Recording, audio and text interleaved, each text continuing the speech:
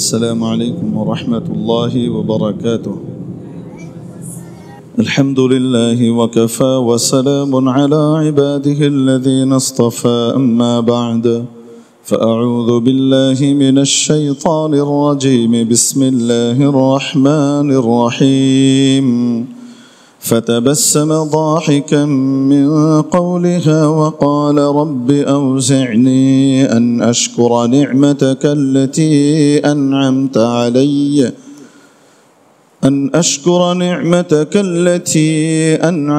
علي وأن أعمل صالحا أنعمت علي وعلى والدي وأن أعمل صالحا ترضاه وأصلح لي. فتبسم ضاحكا من قولها وقال رب أوزعني أن أشكر نعمتك التي أنعمت علي وعلى والدي وأن أعمل صالحا ترضاه وأدخلني برحمتك في عبادك الصالحين. وتفقد الطير فقال ما لي لا أرى الهدهد أم كان من الغائبين لأعذبنه عذابا شديدا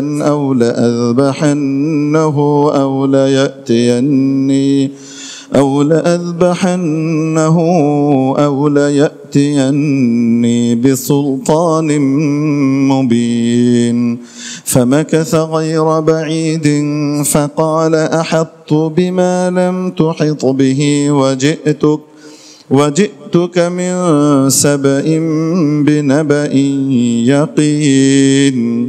إني وجدت امرأة تملكهم وأوتيت من كل شيء ولها عرش عظيم.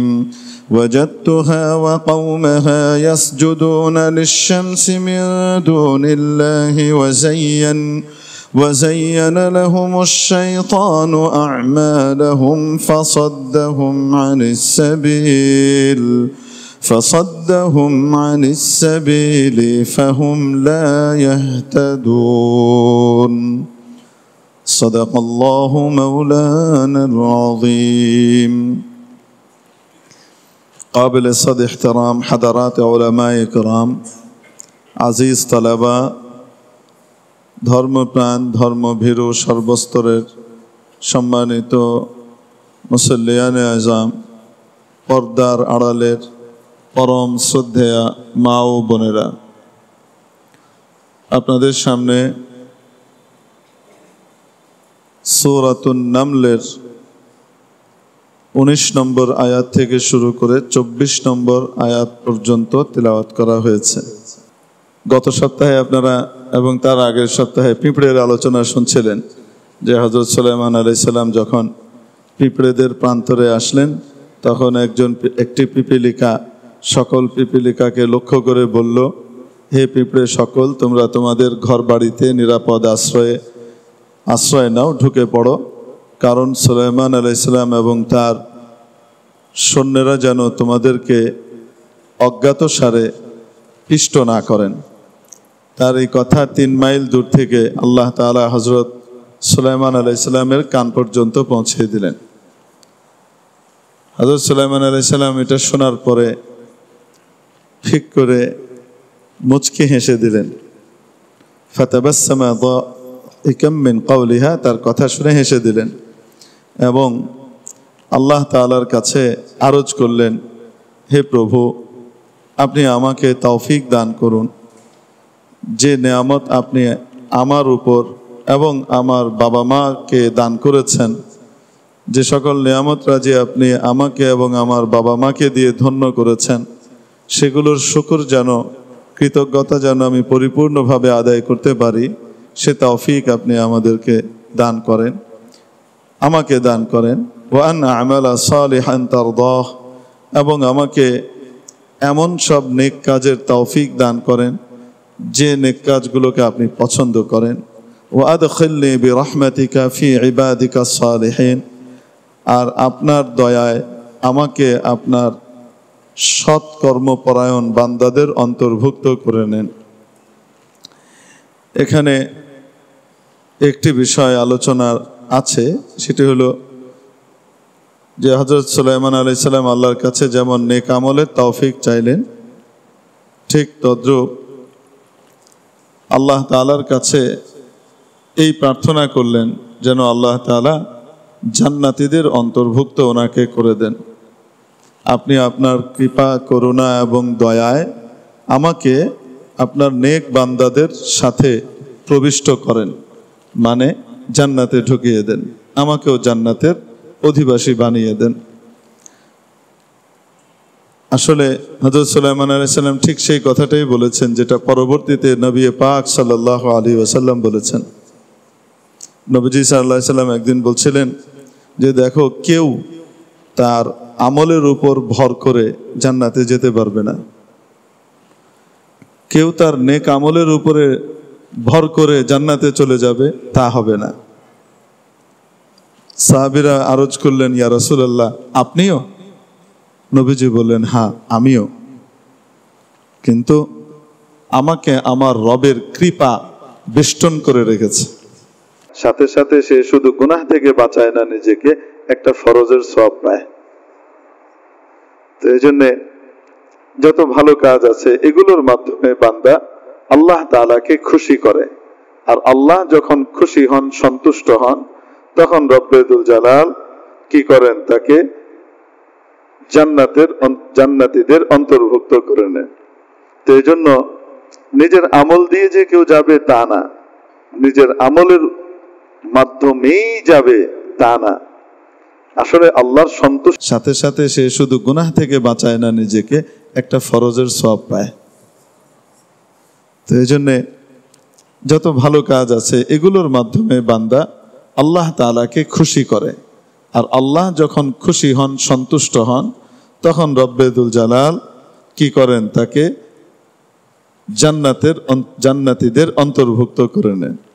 তো এই জন্য নিজের আমল দিয়ে যে কেউ যাবে তা না, নিজের আমলের মাধ্যমেই যাবে তা না, আসলে আল্লাহর সন্তুষ্টি এবং দয়ার মাধ্যমেই সে যাবে, আর এই দয়াকে আকৃষ্ট করতে পারবে সে নিজের দিকে মাওলার পছন্দনীয় কাজগুলোর মাধ্যমে। তো হযরত সুলাইমান আলাইহিস সালাম ওই দোয়াটাই করলেন, ওয়া তাফাক্কাদাত তায়রা। তাফাক্কুদ শব্দের অর্থ হলো জনসমাবেশের ভেতরে কারো খোঁজ খবর নেয়া,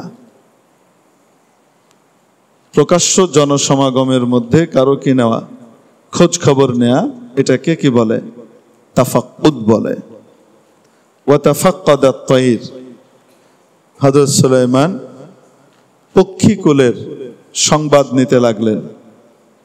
ফাকাল, এরপর বললেন, মা আলিয়া লা আরাল হুদহুদ, ব্যাপার কি, আমি হুদহুদকে দেখতে পাচ্ছি না। কি হলো আমার যে আমি হুদহুদকে দেখতে পাচ্ছি না? বলতে পারতেন হুদহুদ নাই কেন, হুদহুদ নাই কেন, এটা বলতে পারতেন। তা না বলে কিভাবে বলেছেন, বাচন ভঙ্গিটা কেমন ছিল, এই তুমি আমার দিকে দেখো, বাচন ভঙ্গিটা কেমন ছিল, নিজের দিকে লক্ষ্য করে বলছেন, কি ব্যাপার আমি দেখতে পাচ্ছি না।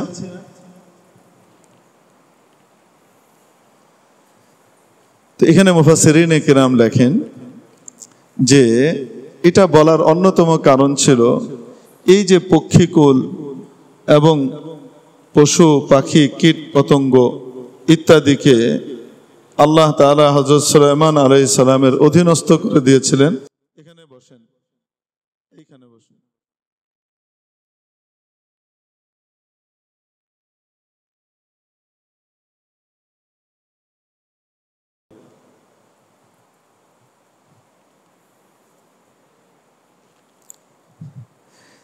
তো মুফাসসিরিনে কিরাম লেখেন যে এখানে উনি নিজের দিকে কেন ইয়ে করলেন, কারণ হলো উনি এই যে পশু পাখি ইত্যাদি, জিন পরি, এগুলোকে, দৈত্য দানবকে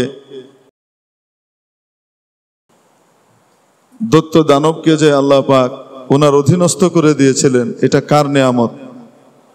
আল্লাহর নেয়ামত। তাহলে থাকার কথা, হঠাৎ একজন নাই, তার মানে কি উনি অনুভব করছেন হয়তো আমার কোনো ত্রুটি হয়ে গেছে, যে ত্রুটির কারণে আল্লাহ পাক আমাকে হুদহুদের নেয়ামত থেকে বঞ্চিত করছেন আর হুদহুদকে অনুপস্থিত করে দিয়েছেন। সুবহানাল্লাহ। একজন নবী যেন নিজের আত্মসমালোচনা করছেন যে আমার হয়তো কোনো ত্রুটি হয়ে গেছে, যেটার কারণে হয়তো আল্লাহ পাক হুদহুদকে এখান থেকে কি করেছেন? অনুপস্থিত করে দিয়েছেন। নতুবা সে তো থাকার কথা। তাফসীরে কুরতুবীর মধ্যে আল্লাহ ওয়ালাদের কথা উল্লেখ করা হয়েছে, ইদা ফাকাদু আমালাহুম তাফাক্কাদু আমালাহুম। যখন তাদের কোনো উদ্দেশ্য সিদ্ধ না হতো, কোনো কাজ পুরো না হতো, তখন তারা নিজেদের আমলের দিকে নজর দিতেন, নিজেদের আমলগুলোর দিকে ভালো করে লক্ষ্য করতেন। কোনো ভুল আমার তো হয়ে যায়নি, যার কারণে আল্লাহ পাক আমার এই কাজটা পুরা করে দিলেন না। সুবহানাল্লাহ। তবে যিনি শাসক হবেন,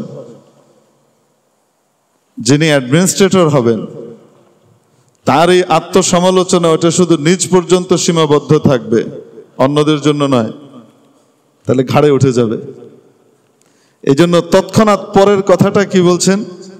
আম কানা মিনাল গায়িবিন, নাকি সে অনুপস্থিত?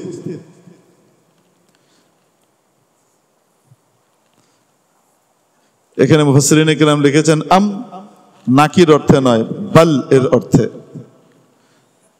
অর্থাৎ আমার দেখার কোনো ভুল নাই, আমি যে তাকে দেখতে পাচ্ছি না এটা আমার চোখের ভ্রান্তি নয়, আমি ঠিকই দেখছি, নিশ্চিতভাবেই সে নাই। এখন কিন্তু কড়া হয়ে গেছেন। একটু আগে নম্র ছিলেন, এখন কি নম্রতা কার জন্য? আর পরিচালনা করতে হলে কি করতে হবে? কড়া হতেই হবে, নালে রাস্তাঘাটে অ্যাক্সিডেন্ট হবে। দু চারজনের উপরে করুণা দেখাতে গিয়ে ডজনের উপরে মানুষ মারা যেতে পারে, অ্যাক্সিডেন্ট হতে পারে। এজন্য সব সড়কে, মহাসড়কে সব রকমের যানবাহন চলার অনুমতি নাই। সব সড়কে, মহাসড়কে সব রকমের যানবাহন চলবার কি দেওয়া হয় না? অনুমতি দেওয়া হয় না। আপনাদের যে মূল রাস্তা ছিল, এই রাস্তার ভিতরে রিক্সা উঠতে দেওয়া হতো না। এই যে মিরপুর রোড আছে বা ওই পাশে ভিআইপি রোড আছে, এয়ারপোর্ট পর্যন্ত যে রোড গিয়েছে এই মাথা ও মাথা, এগুলোর মধ্যে রিক্সা উঠতে দেওয়া হতো না। কি কারণে? রিক্সার গতি মন্থর, ওই মন্থর গতির কারণে অন্যান্য গাড়িগুলোর গতি শ্লথ হয়ে যাবে এবং বিপুল পরিমাণে যানবাহনের যে প্রবাহ দরকার সেই প্রবাহে ঘাটতি হবে, হাজার মানুষের কষ্ট হবে। এক দুইজনের পকেট পুরবার জন্য হাজার মানুষকে কষ্ট দেয়া যাবে না, বরং তার জন্য অন্য জায়গায় ব্যবস্থা করা আছে। তুমি শাখা রাস্তার ভিতরে কি করো? গাড়ি চালাও। হুজুর, মোটর রিক্সার গতি তো ভালো, এটাই তো সমস্যা। তার জন্য এই গতিটাই তো সমস্যা। কোনো ট্রেনিং নাই, কিচ্ছু নাই, লাইসেন্স নাই। এক লেন থেকে আরেক লেনে কিভাবে যেতে হয়, গতি কখন কমাতে হয়, কখন বাড়াতে হয়, ডানে বামে কিভাবে কি করতে হয়, তার পেছনে আশপাশে লুকিং গ্লাসও নাই, কিচ্ছু নাই, পেছন থেকে কিছুই দেখতে পারে না, ধাই করে ডান আর বাম করবে। ব্রেকও ঠিক মতো করতে পারবে না, পিছন থেকে একটা গতিতে একটা গাড়ি পাশ দিয়ে যাচ্ছে, সে পার হয়ে যাবে, আর ঠিক ওই সময় সে ডানে কি নিয়েছে? মোড় নিয়েছে। ব্রেক করারও সুযোগ নাই, তলায় পড়ে গেছে, মানুষ তো মারা যাবে, মারা তো যাচ্ছে। বারবার বলেও যখন পারা যায় না, বিভিন্নভাবে উৎসাহ দিয়ে, বিভিন্নভাবে আটকিয়েও যখন আইন প্রয়োগ করা যায় না, তখন প্রশাসনকে কঠোর হইতেই হবে। ৩-৪টাকে দুমড়ে মুচড়ে এভাবে নিয়ে যেতে হবে। আপনার কলিজায় খুব কষ্ট লাগবে, ইস ওরা খাবে কি। ওদের খাওয়ার চাইতে শত শত মানুষের প্রাণের দাম অনেক বেশি।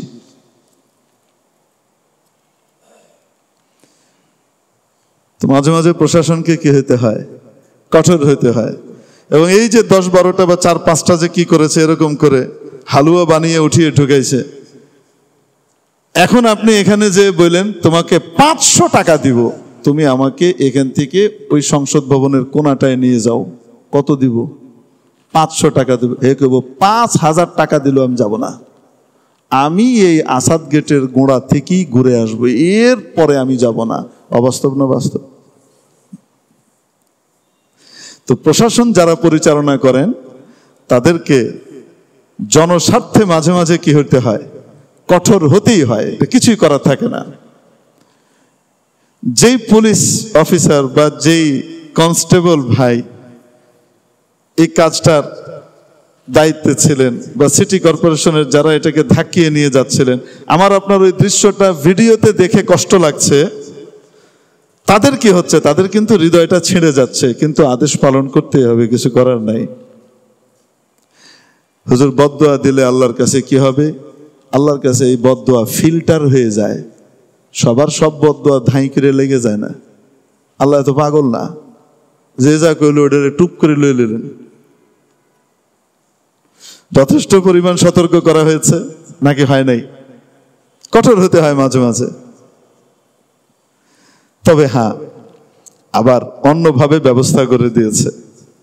একদিকে তো এটা হয়েছে, আবার অন্য লোক লাগিয়ে দিয়েছে, এদের একটু ক্ষতিপূরণ দিয়ে দাও, তোমার বিভিন্ন ফান্ড থেকে এদেরকে কি করে দাও, এটা রিক্সা টিক্সার ব্যবস্থা করে দাও, যেন খেয়ে পরে বাঁচতে পারে। এটা হলো তলের জিনিস। অবশ্য ওই খবরও এসছে, এটা কোনো এই জমানায় কোনো কিছু গোপন থাকে না, সবই বেরিয়ে যায়। তো হযরত সুলাইমান আলাইহিস সালাম বিশ্ব চালাবেন, বাংলাদেশের শুধুমাত্র এই রাস্তা কন্ট্রোল করার জন্য যদি এরকম মোচড়ানো লাগে, তো সুলাইমান আলাইহিস সালাম বিশ্ব পরিচালনা করবেন, তো ওনাকে মাঝে মাঝে কড়া হতে হবে না? কি বলেন? ফ্যামিলিতেও মাঝে মাঝে কড়া হতে হয় কি হয় না? ওয়াতাফাক্কাদা আত-তায়র, পক্ষীকুলের খোঁজ খবর নিলেন। নেওয়ার পরে দেখলেন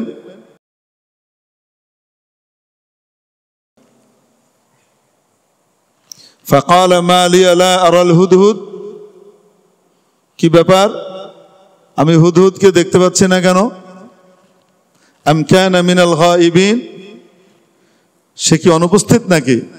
এখানে আসলে নাকির অর্থে হবে না, অবশ্যই সে অনুপস্থিত। তারপর কি বলছেন? লা উআযিবান্নাহু আযাবান শাদীদান আও লা আযবাহান্নাহু আও লা ইয়াতিয়ান্নি বিসুলতানিন মুবিন, অবশ্যই আমি তাকে কঠোর সাজার মুখোমুখি করব, আমি তাকে কঠিন শাস্তি দেব। বিনা অনুমতিতে এখান থেকে কেন অনুপস্থিত থাকলো? আও লা আযবাহান্না, অথবা একেবারে জবাই করে দেব। আও, বাঁচার একটাই প্রক্রিয়া আছে, লা ইয়াতিয়ান্নি বিসুলতানিন মুবিন, নিশ্চিতভাবে গ্রহণযোগ্য কোন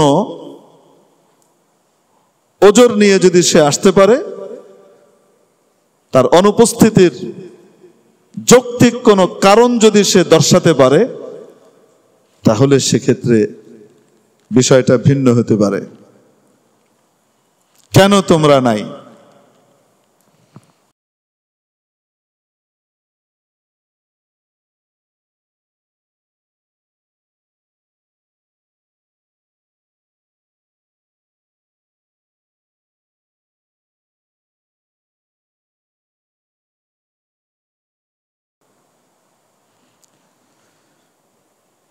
তো হুদহুদ সঠিকভাবে উত্তর নিয়ে আসলো কিনা,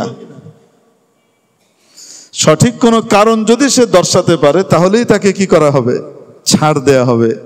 এখান থেকে একটা শিক্ষা, কারো কাছ থেকে যদি কোনো অন্যায় প্রকাশ পেয়ে যায় বা শৃঙ্খলা ভঙ্গের কারণ ঘটে, তাহলে তাকে কারণ দর্শানোর সুযোগ দেয়া উচিত। সুবহানাল্লাহ, কারণ দর্শানোর সুযোগ দেয়া উচিত। আত্মপক্ষ সমর্থনের সুযোগ দেওয়া উচিত। সুলাইমান আলাইহিস সালামের মতো গোটা বিশ্বের সম্রাট অতি ক্ষুদ্রাতি ক্ষুদ্র একটা পাখিকেও আত্মপক্ষ সমর্থনের সুযোগ দিচ্ছেন।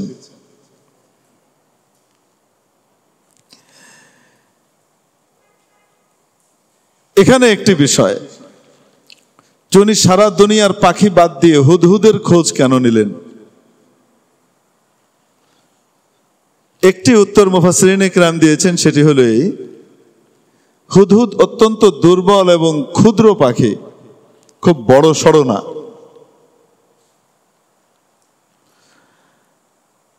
আর উনি খবর নিচ্ছিলেন এই জন্য সবলরা তো ঠিকঠাক থাকেই, দুর্বলরা ঠিক আছে কিনা।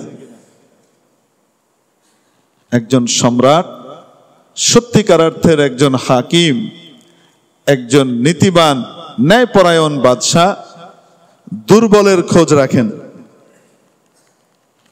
সাইয়্যিদুনা ওমর ইবনুল খাত্তাব রাদিয়াল্লাহু তাআলা আনহু নিশুতি রাতে যখন সকলে ঘুমিয়ে পড়তেন, তখন উঠে মদিনার অলিতে গলিতে ছদ্মবেশে চক্কর দিতেন যে আমার দুর্বল এবং গরিব প্রজা সাধারণ কেমন আছে, সেটার খোঁজ নিতেন।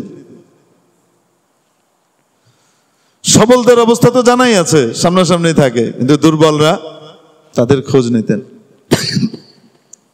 ওনার বিখ্যাত উক্তি রয়েছে, সুদূর ফোরাতের তীরে, ফোরাত ইরাকে, মদিনা কোথায়, ইরাক কোথায়, কয় হাজার কিলোমিটার দেখেন, সুদূর ইরাকের ফোরাতের তীরে যদি একটি নেকড়ে এটি ছোট্ট ছাগল ছানাকে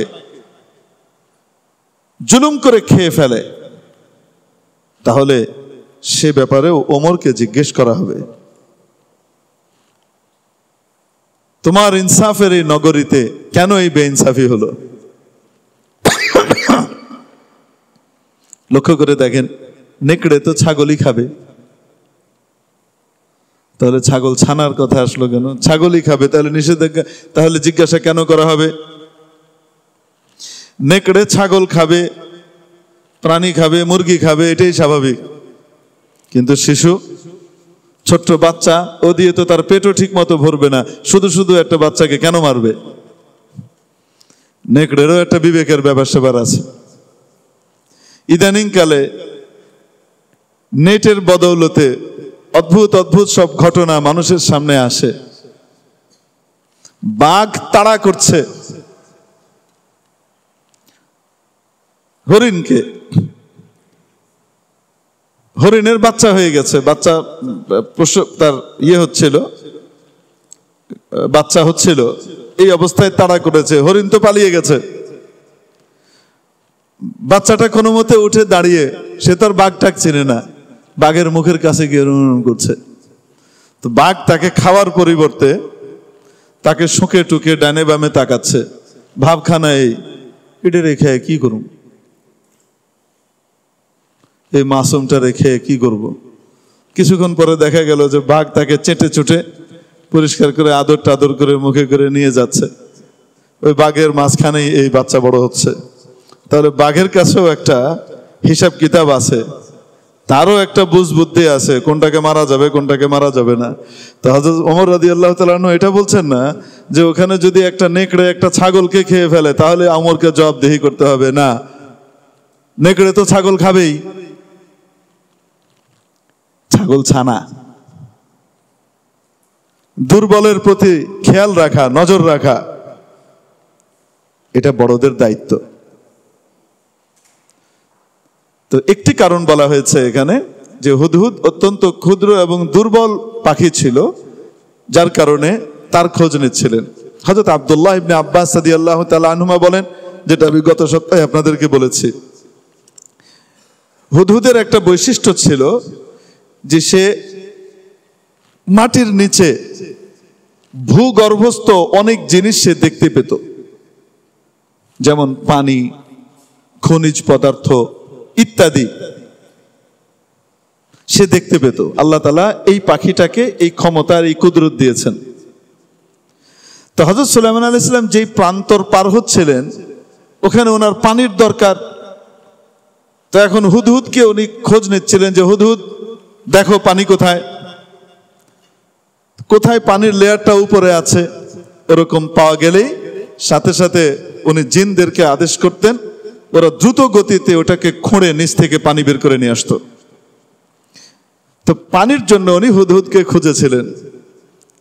হযরত আব্দুল্লাহ ইবনে আব্বাস রাদিয়াল্লাহু তাআলা আনহুমা বলেন, মজার ব্যাপার হলো হুদহুদ মাটির নিচের জিনিস দেখতে পেলেও মাটির উপরে তার জন্য যে জাল বিছিয়ে রাখে শিকারী, মাটির উপরের সেই জালটা সে দেখতে পায় না, ওইটাতে সে ধরা পড়ে।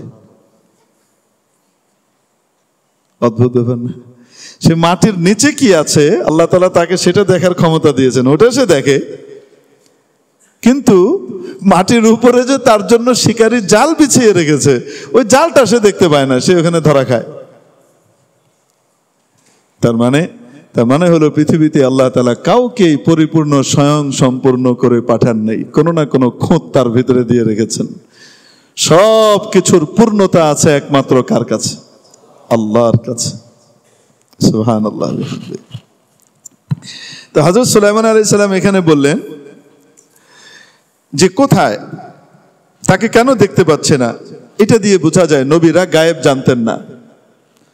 যদি আল্লাহ তাআলা যেমন সব কিছু জানেন, দেখেন, ভূত ভবিষ্যৎ সবকিছু জানেন, কোন নবী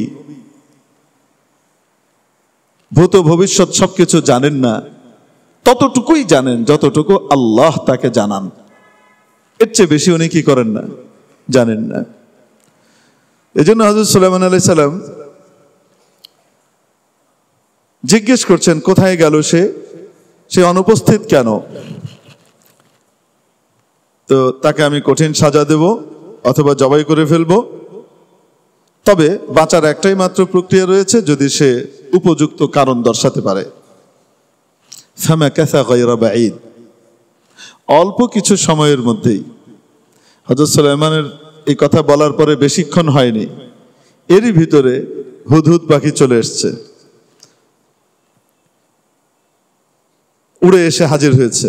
এসে বলছে ফাকালা, সে বলল আহাত্তু বিমা লাম তুহিত বিহি,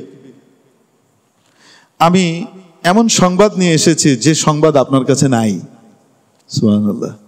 পাখি বলে আমি এমন সংবাদ নিয়ে এসেছি যেটা আপনার কাছে নাই, আমি এমন জিনিস জেনে এসেছি যে বিষয়ের জ্ঞান আপনার কাছে নাই, আপনি সেটা জানেন না। এই জায়গা থেকে মুফাসসিরিনে কেরাম আলোচনা শুরু করেছেন। আবার কোন ছোট বড়কে এরকম কথা বলতে পারে কিনা, আমি যেটা জানি আপনি সেটা জানেন না।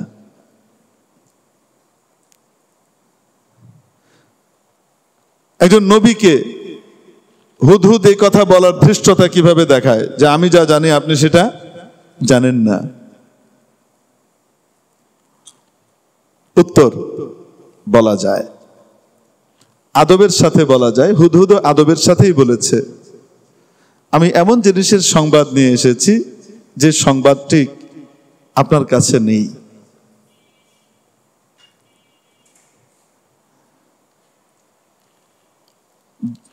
এক ব্যক্তি সবকিছুর সব জানতে হবে তা কিন্তু না। ইঞ্জিনিয়ারিং বিষয়ে ইঞ্জিনিয়ার সাহেব বেশি জানেন, ডাক্তারের বিষয়ে ডাক্তার সাহেব বেশি জানেন, কোরআন সুন্নাহর ব্যাপারে আলেম ওলামা বেশি জানেন।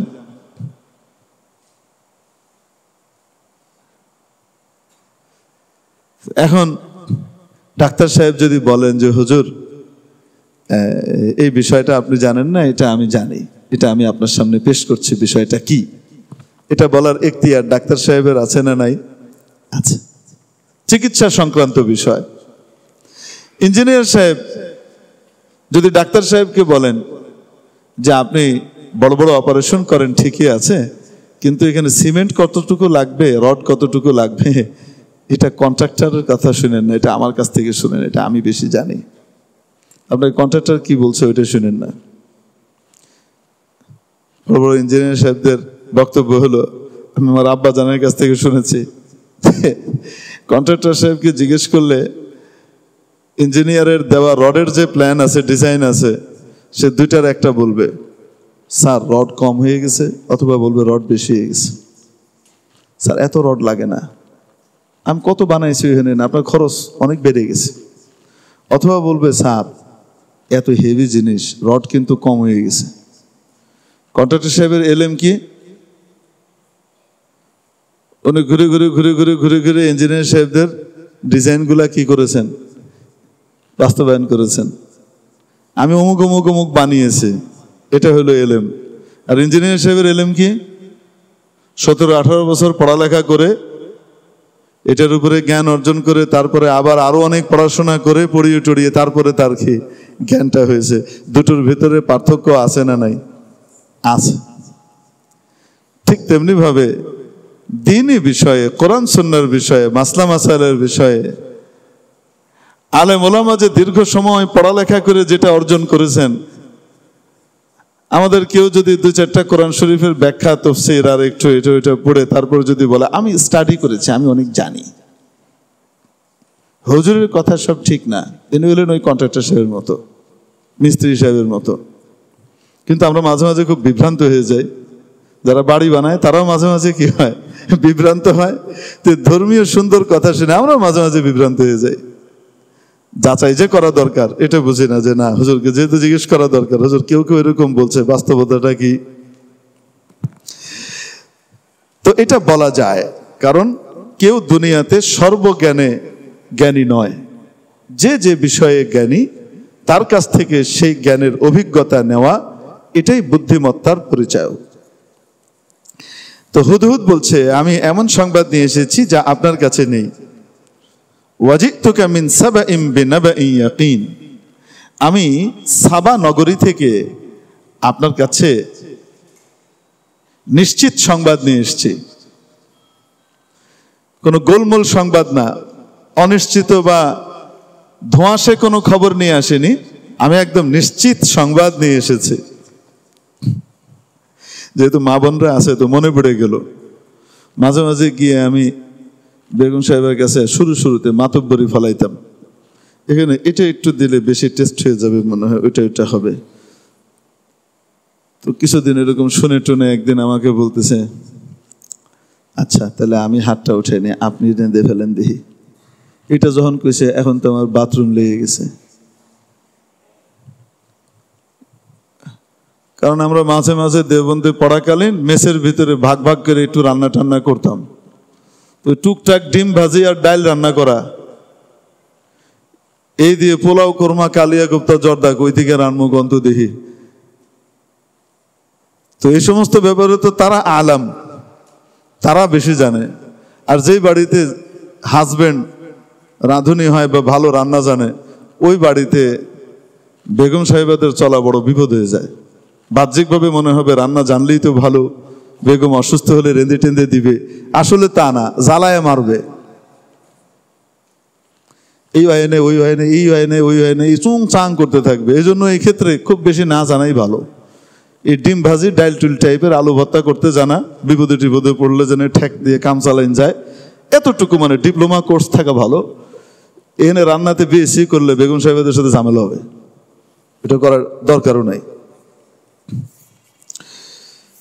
তো এখন কি বলছে সে বলছে আমি সাবা নগরী থেকে আপনার জন্য একদম নিশ্চিত সংবাদ নিয়ে এসেছি। কি সংবাদ? ইন্নী ওয়াজাদতু ইমরাআতান তামলিকুহুম। সাবা হলো ইয়েমেনের একটা নগরী।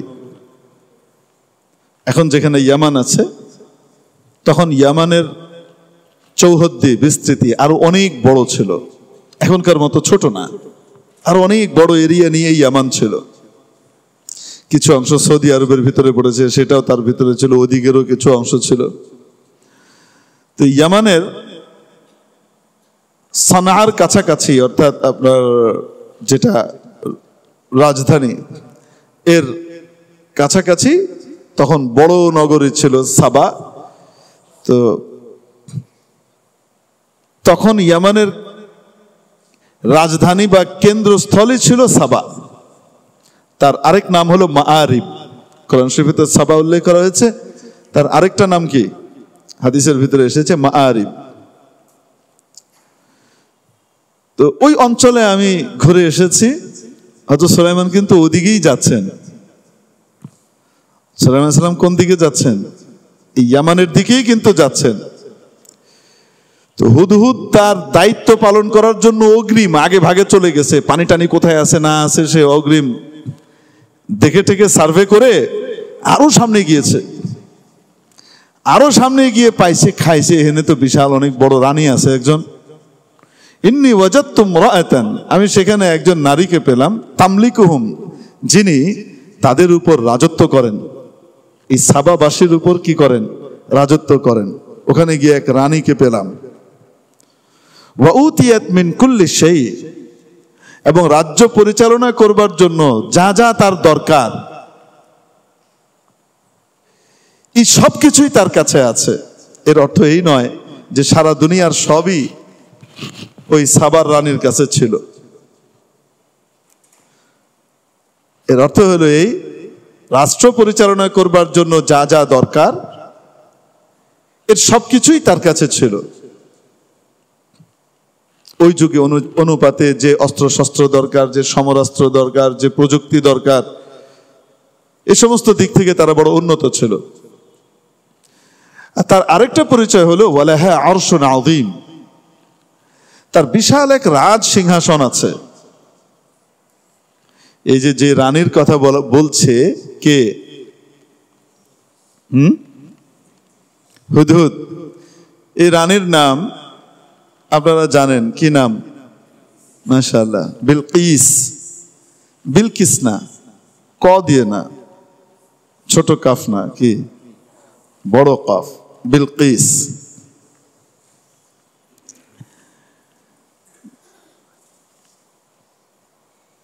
বিলকিসের বাবার নাম ছিল সারাহিল। বিলকিস বিনতে সারাহিল ইবনে হুদহুদ। বিলকিসের যে পিতামহ, দাদা, তার নাম ছিল হুদহুদ।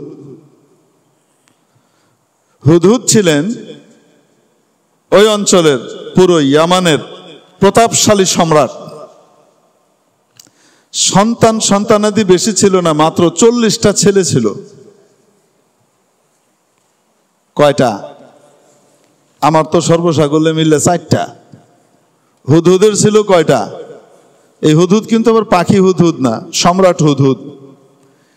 বিলকিসের বাবার বাবা বিলকিস বিনতে সারাহিল ইবনে হুদহুদ।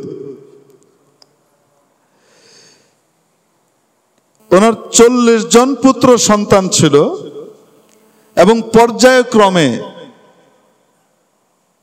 40 জনই সম্রাট হয়েছিলেন, রাজা হয়েছিলেন। এর মধ্যে সারাহিল সকলের ভিতরে একটু এগিয়েছিলেন। তারপরে তার কন্যা বিলকিস কি হয়েছে? বাবার স্থলাভিষিক্ত হয়ে রানী নির্বাচিত হয়েছে। গণতান্ত্রিক প্রক্রিয়ায় না, রাজতন্ত্রের সিস্টেমে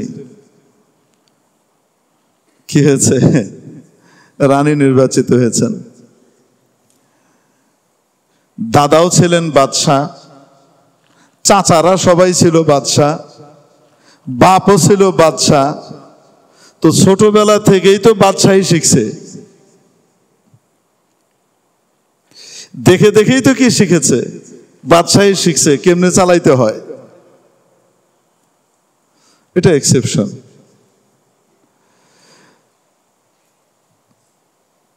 তো বিলকিসের যে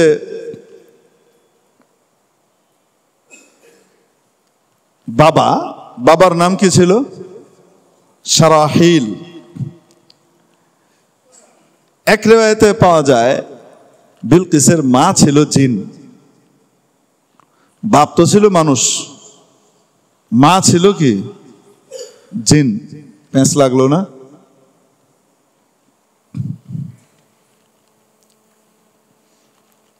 মায়ের নাম ছিল মালআমা বিনতে শাহসান।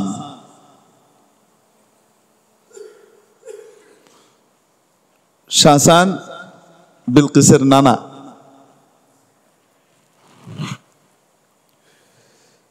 বিলকিসের যে বাপ ছিল সারাহিল, এ নাক উঁচু টাইপের ছিল। সে বলতো, আমি তোমাদের কাউকে বিয়ে করব না, কারণ আমি কুলে কৌলিন্যে অনেক উঁচু, আমার সমকক্ষ কেউ নাই, তাই আমি কোনো মানুষকে বিয়ে করব না। শেষ পর্যন্ত লোকজন ধরে এই জিনের বেটির লগে বিয়ে করাই দিছে। তখন সে খুব খুশি। গোড়ার ডিমের প্রমোশন হয়েছে না ডিমোশন হয়েছে? বলেন না কেন? প্রমোশন হলো না ডিমোশন হলো? তো বেশি না কিছু ভাব দেখাইলে তোমার জন্য যেটা ভালো উপযুক্ত ছিল, তোমার জন্য তো আসলে উপযুক্ত এবং সমকক্ষ হতো তোমারই স্বজাতির কোন নারী, সেখানে নাক ছিটকিয়েছ। এখন আল্লাহ তোমার চাইতে নিচের সাথে কি করে দিছেন? জিনের সাথে জিনের মিল, মানুষের সাথে মানুষের মিল। জিনের সাথে কি মানুষের মিল হয় নাকি? এরকম বেশি নাক উঁচু ভাব দেখাইলে তাদের কপালে ওরকমই বউ জুটে, আর ওই টাইপেরই হাজবেন্ড জুটে।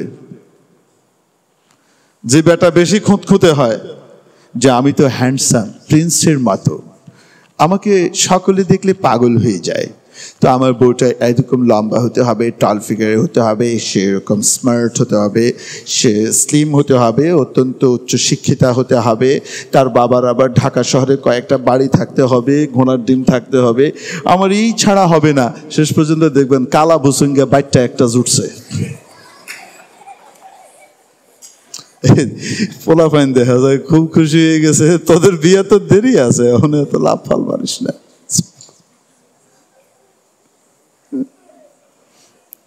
এজন্য কখনো নাক উঁচু ভাব দেখাইতে নাই।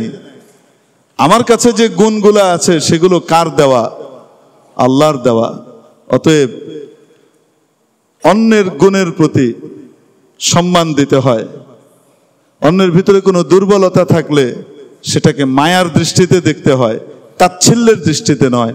এটা আল্লাহর কাছে বড় অপছন্দনীয়, এটা পছন্দনীয় জিনিস নয়।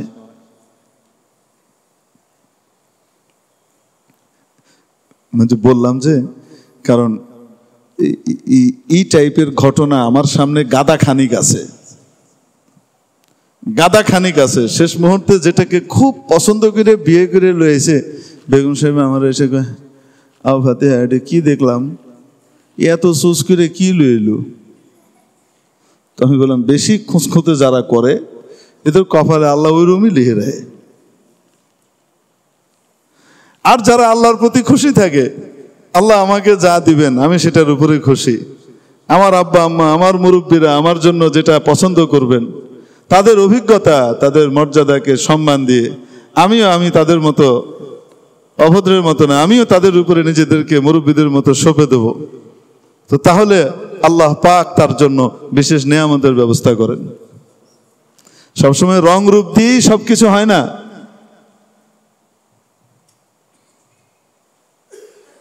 আসল জিনিস তো হলো গুণ।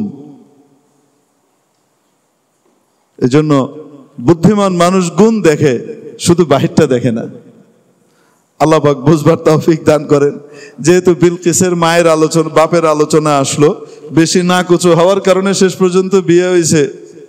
আশরাফুল মাখলুকাত, আহসানু তাকওয়িম, আল্লাহ বলছেন সবচেয়ে সুন্দর অবয়ব আর কাঠামো দিয়ে যে মানুষকে তৈরি করেছে সেটা আর কপালে জুটলো না, তার চাইতে নিচেরটাই কি করলো? জুটলো। জিনদের জন্য জিনদের ভিতরে কি মিল? এখানে এক মাসালা, হুজুর মানুষের জিনের ভিতরে কি বিবাহ জায়েজ নাকি না জায়েজ? কারণ অনেকের মনে মনে তামান্না থাকবে, ইস এটা পরে যদি বিয়ে করতাম, জিনের সাথে যদি বিয়ে হইত, মনে মনে তামান্না কেউ করতেও পারে। তো জায়েজ কি না জায়েজ? কেউ বলেছেন যেহেতু জিন এবং ইনসানের জন্য আল্লাহ পাক জান্নাত তৈরি করেছেন,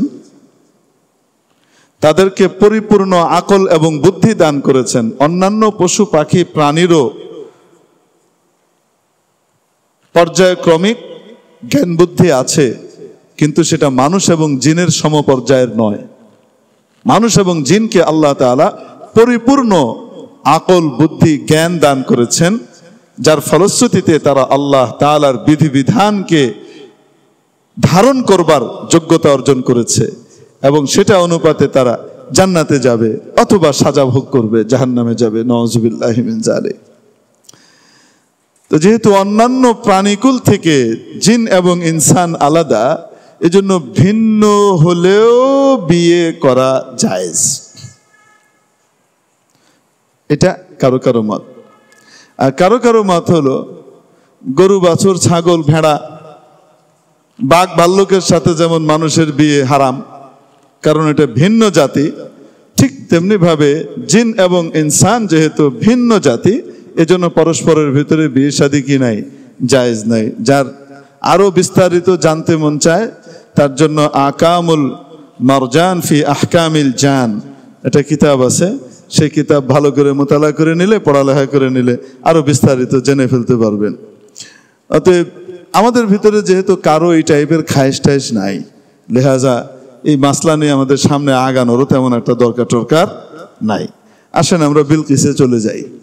রানী বিলকিস বিনতে সারাহিলের সংবাদ নিয়ে আসলো কে? হুদহুদ। এবং এসে বলল যে সে তো সেখানকার রানী, তাদের উপরে সে কর্তৃত্ব চালায় এবং তার বিশাল এক সিংহাসন আছে। রেওয়ায়েতের ভিতরে আসে তার সিংহাসনটা কেমন ছিল বলবো? বেশি না,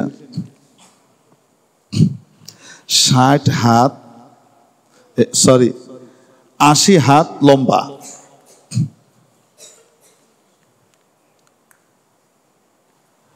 80 হাত লম্বা, 40 হাত চওড়া, 30 হাত উঁচু। 30 হাত উঁচু মানে হলো 45 ফুট, তার মানে 4.5 তলা উঁচু। আর 120 ফুট লম্বা হলো আপনার 60 ফুট চওড়া একটা সিংহাসন, দামি পাথর দিয়ে তৈরি, তার ভিতরে মণি মুক্তা এবং জবরজদ ইয়াকুত, মানে যেটাকে আপনারা কি বলেন, রুবি বলেন, পান্না বলেন, এবং হীরা দিয়ে বিভিন্নভাবে এটাকে সুন্দরভাবে সাজানো ছিল। এর মধ্যে আবার মখমলের কয়েক পরতের পর্দা ছিল এবং এটা 7 স্তরের নিরাপত্তা বেষ্টনী এবং নিরাপত্তা প্রাচীরের ভিতরে সেটা সংরক্ষিত থাকতো। মাঝে মাঝে সেটা বের হতো, সেটাকে মাঝে মাঝে বছরে এক্কা দুক্কা বার সেটা বের করা হতো। এবার বুঝেন কি বিশাল এক সিংহাসন রানী বিলকিসের এখানে রাখা ছিল। এত বড় সিংহাসন তো সুলাইমান আলাইহিস সালামেরও না, এজন্য সে এসে কি করেছে, বলেছে বলা আরশুন আযীম, আপনি মহাসম্রাট হওয়ার পরেও এত বড় সিংহাসন আপনার না। ও পিচ্ছি এক জায়গার রানী হয়ে যে বিশাল কি বানাইছে, সিংহাসন বানাইছে। বলে হ্যাঁ আরশুন আযীম। যাই হোক, বিলকিসের মা কি জিন ছিল কি ছিল না, এটার একটা মত বললাম যে তার মা জিন ছিল, তবে আরেকটি মত হলো যে তার মা জিন ছিল না, মানুষই ছিল। অতএব এই প্রশ্নেরই কি হবে না, কোনো উদ্ভব এখানে ঘটবে না। وجدتها وقومها يسجدون للشمس من دون الله وزين لهم الشيطان أعمالهم فصدهم عن السبيل فهم لا يهتدون। হুদহুদ বলে আমি তাকে এবং তার সম্প্রদায়কে পেলাম যে তারা আল্লাহকে বাদ দিয়ে সূর্যকে সেজদা করে এবং শয়তান তাদের জন্য তাদের এই পচা কাজটিকে সুশোভিত করে দিয়েছে, যার কারণে সুপথ থেকে তাদেরকে নিবৃত্ত করে ফেলেছে। ফাহুম লা ইয়াহতাদুন, ফলশ্রুতিতে তারা সুপথ প্রাপ্ত হলো না। যেখানে তাদের ইবাদত করা দরকার ছিল আল্লাহর, তারা আল্লাহকে বাদ দিয়ে নক্ষত্রের পূজায় লিপ্ত হয়ে গেছে, সূর্যের পূজায় কি হয়েছে, তারা লিপ্ত হয়েছে। কেউ কেউ বলেছেন যে তারা অগ্নি পূজক ছিল, আগুনের পূজা করত। তো যারা আগুনের পূজা করে তারা কিন্তু তাদের আরেকটা যোগসূত্র আছে, তার আগুনের উৎস হিসেবে সূর্যকে জ্ঞান করে, এজন্য তারা সূর্যেরও কি করে, পূজা করে। এজন্য দুটোর ভিতরে কোনো রকমের সংঘর্ষ নাই এবং কন্ট্রাডিকশন নাই। তো পাখি বলছে যে তারা সৎপথ পেল না কেন? শয়তান তাদের এই পচা কাজটাকেই তাদের জন্য খুব সুশোভিত করে উপস্থাপন করেছে, খুব ভালো কাজ হিসেবে দেখিয়েছে। শিখা চিরন্তনকে, শিখা অনির্বাণকে বাঙালি জাতির জন্য খুব সুশোভিত করে উপস্থাপন করা হয়েছে। একটা করেছেন আপা, আরেকটা করেছেন ভাবি। এই জাতির, বাঙালি জাতির, বাঙালি উম্মতের আপা আর ভাবি আছে না? শিখা অনির্বাণ করেছেন ক্যান্টনমেন্টের ভিতরে কে? ভাবি সাহেবা। আর সোহরাওয়ার্দী উদ্যানের ভিতরে কে করেছেন? জাতীয় আপা। দুটোর কোনোটাই ভালো জিনিস না। মানুষ গ্যাস পায় না রান্না করার জন্য, দুপুরবেলায় আমার বাড়িতে গ্যাস থাকে না, আর ওখানে গ্যাসের আগুন জ্বলছে জ্বলছে জ্বলছে। শিখা অনির্বাণ এগুলো অগ্নি পূজকদের প্রতীক, এগুলো আমাদের মা বোনরা জানে না, আমাদের উম্মত জানে না, তাই মনে করে অন্যরা করেছে আমরা করি, অসুবিধা কি? এটা যে আসলে অন্যদের ইবাদতের প্রতীক, এটা তাদের মাথায় নাই। আমার ধারণা যদি বুঝতো এটা শিরিক এবং এটার কারণে গুনাহ হবে, এটার কারণে কিয়ামতের দিন চিরস্থায়ী জাহান্নামের ফয়সালা হতে পারে, তাহলে কখনোই তারা এটাকে আমার মনে হয় সমর্থন করতেন না। কারণ প্রত্যেকেই দাবি করেন যে তারা মুসলমান এবং নামাজি। আমি ভুল বললাম মনে হয়, কি বলেন? আল্লাহ তাআলা আমাদেরকে এই শিরিকগুলো জানবার, বুঝবার তৌফিক দান করেন। এগুলো কুসংস্কার।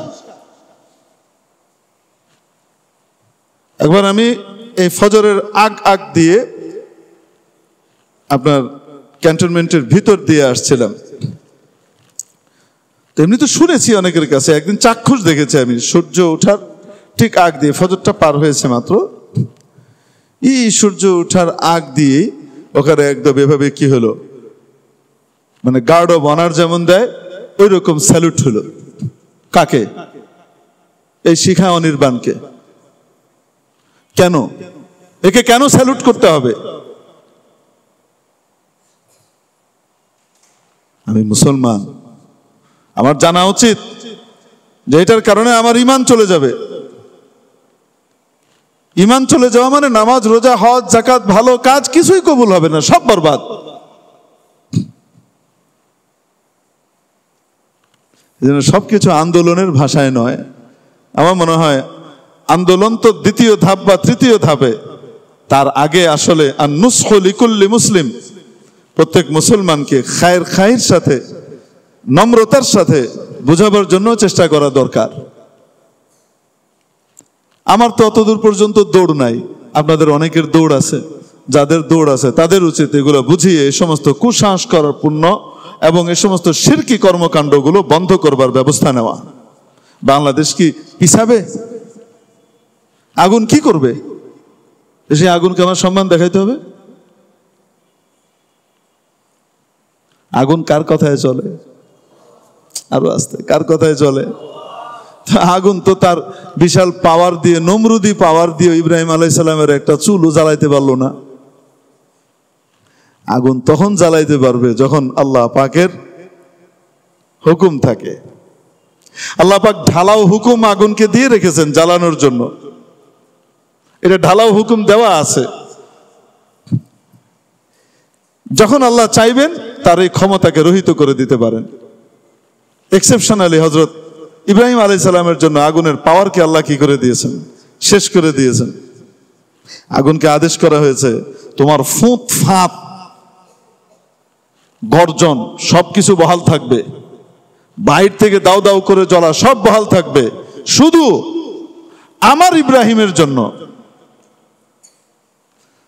কুনি বারদা ওয়া সালামান আলা ইব্রাহিম, শুধুমাত্র আমার ইব্রাহিমের জন্য শান্তিদায়ক শীতল হয়ে যাও। অধিক শীতল হলে তো কষ্ট পাবে, শান্তিদায়ক শীতল হয়ে যাও।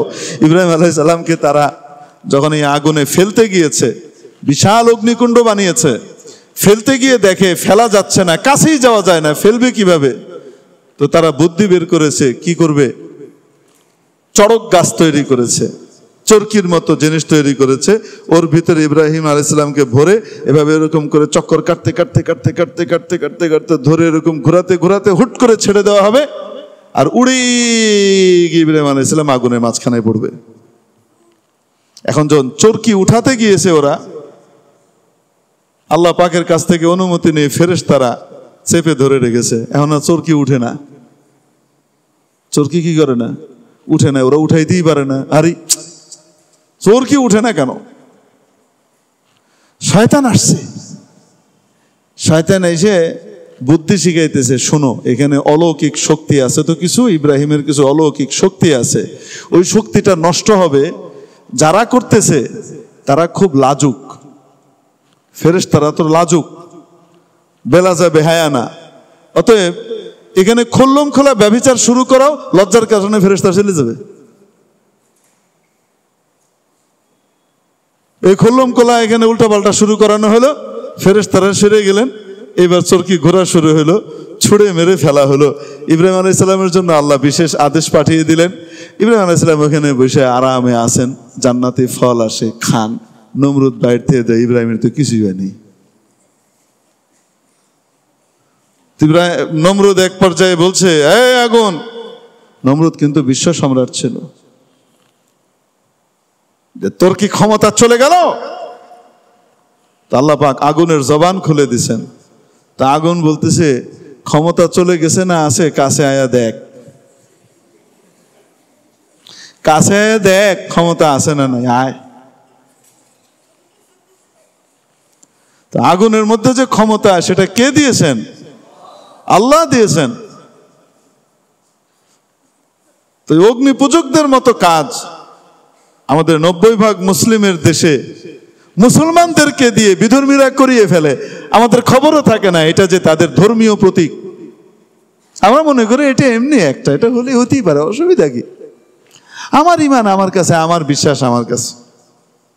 আল্লাহ পাক সহি বুঝ দান করেন, আমিন। এই শিরকি কর্মকাণ্ড থেকে গোটা জাতিকে হেফাজত করেন।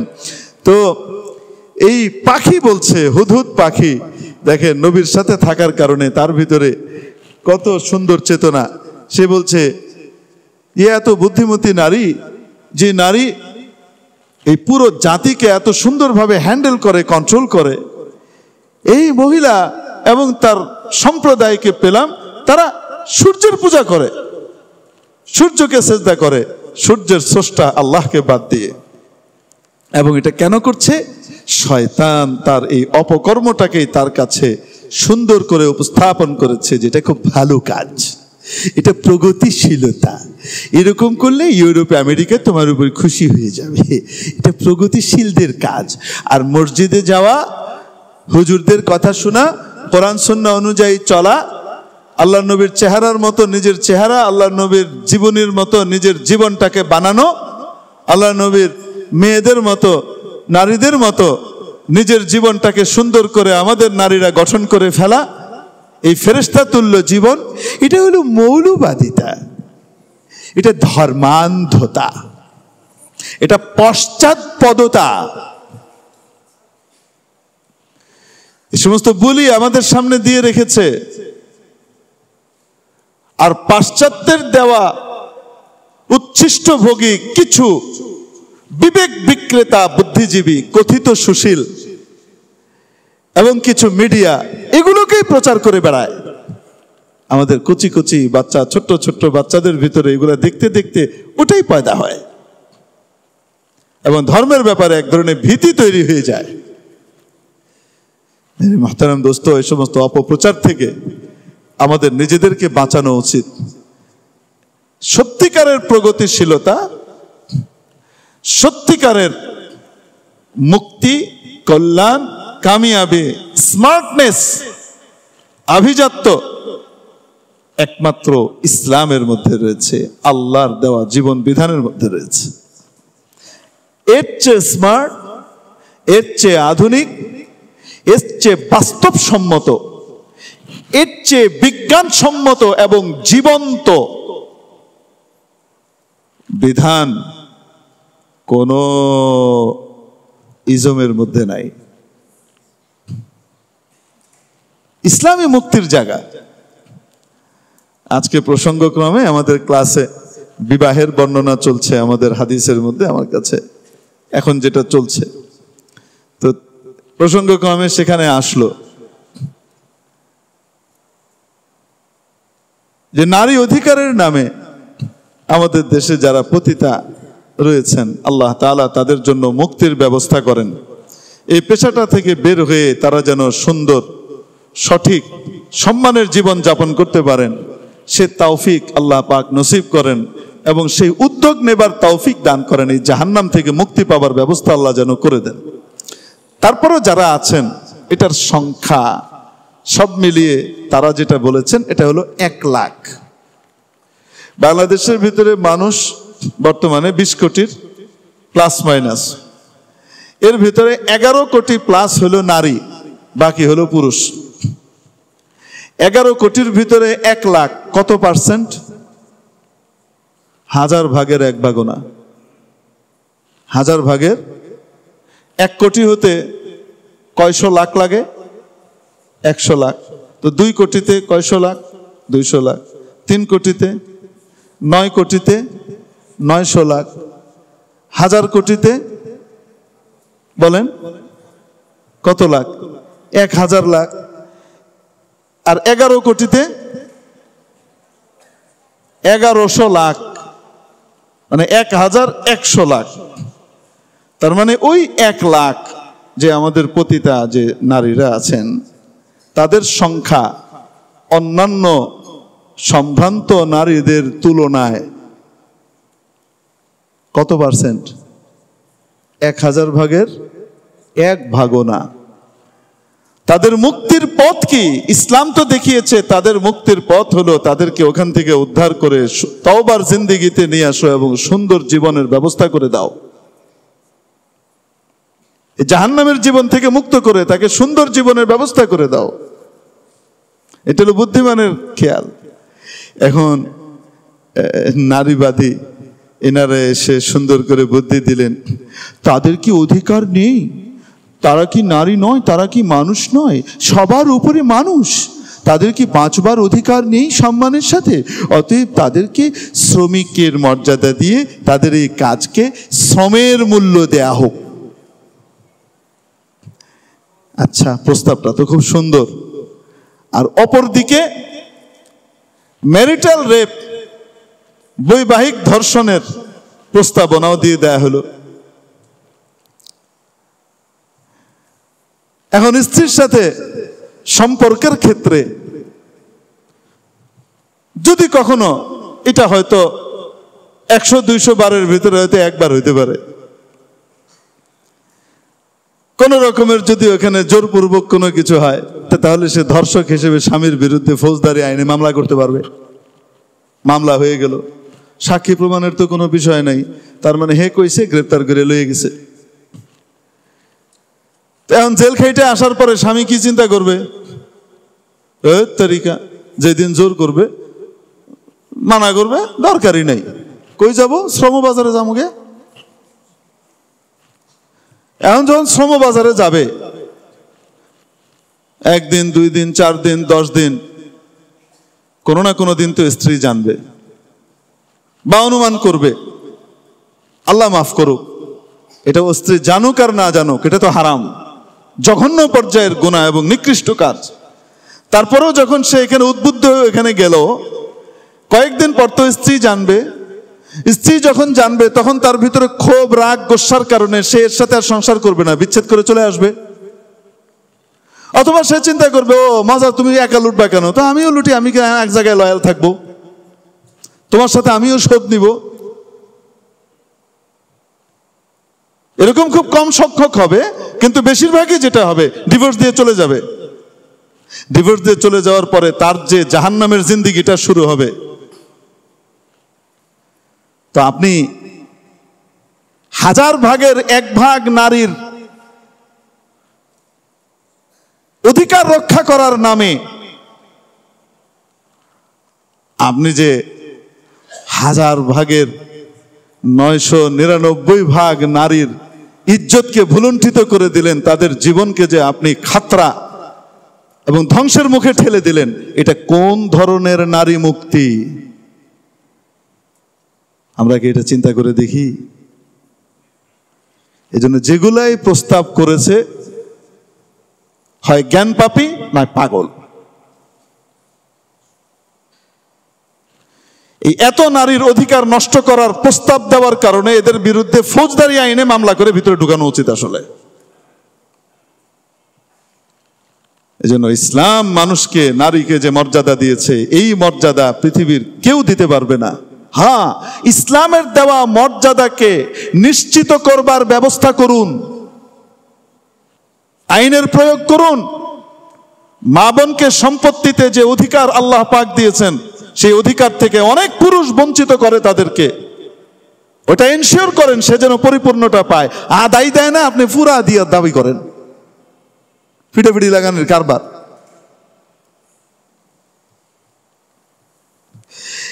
তো রানী তো সবাই ফেভার চায়। হুজুর, তাহলে আমরা রানী হইতে পারবো কিনা? কোরআন শরীফে তো বিলকিসকে রানী হিসেবে পাওয়া গেল। পারবো কি পারবো না ইনশাআল্লাহ আগামী সপ্তাহে। কি বলেন আপনারা? জাযাকুমুল্লাহু তাআলা খায়রা। আল্লাহ পাক আমাদেরকে ইসলামের সুশীতল ছায়াতে পরিপূর্ণভাবে দাখিল হবার তৌফিক দান করেন। ওয়া আখিরু দাওয়ানা আলহামদুলিল্লাহি রাব্বিল আলামিন। সুবহানাল্লাহি ওয়া বিহামদিহি, সুবহানাকাল্লাহুম্মা ওয়া বিহামদিকা, আশহাদু আল্লা ইলাহা ইল্লা আনতা, আস্তাগফিরুকা ওয়া আতুবু ইলাইক।